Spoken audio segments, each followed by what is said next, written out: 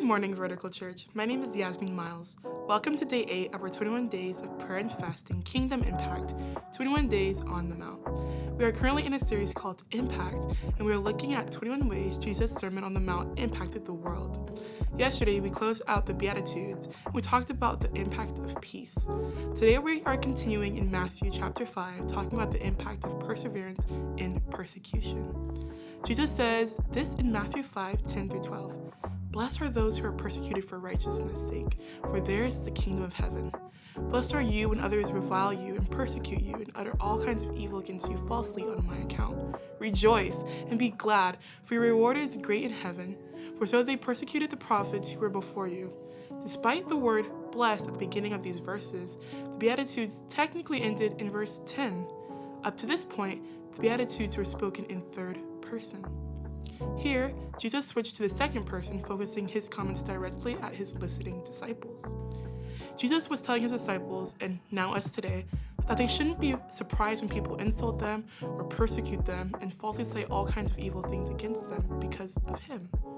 In fact, in John 15:18, Jesus says, "If the world hates you, keep in mind that it hated me first." Persecution is not a sign of failure, but of faithfulness.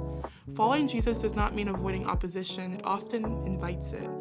When our lives reflect Christ, some will be drawn to him, but others will resist. Jesus reminds us that persecution for righteousness is not evidence that God has abandoned us, but that we are living in alignment with his kingdom. What the world rejects, heaven rewards. And what feels heavy now will one day be seen as glory.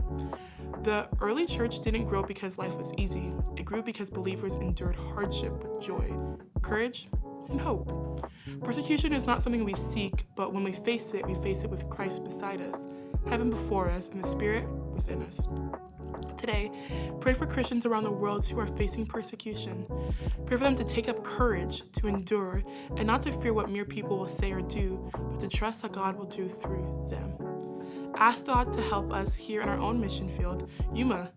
Ask God to help the Vertical Church carry his light to the unloved and helpless. Ask God to give you the courage to stand up for him when it costs you something. Ask God to help you respond to opposition with grace, faith, and love.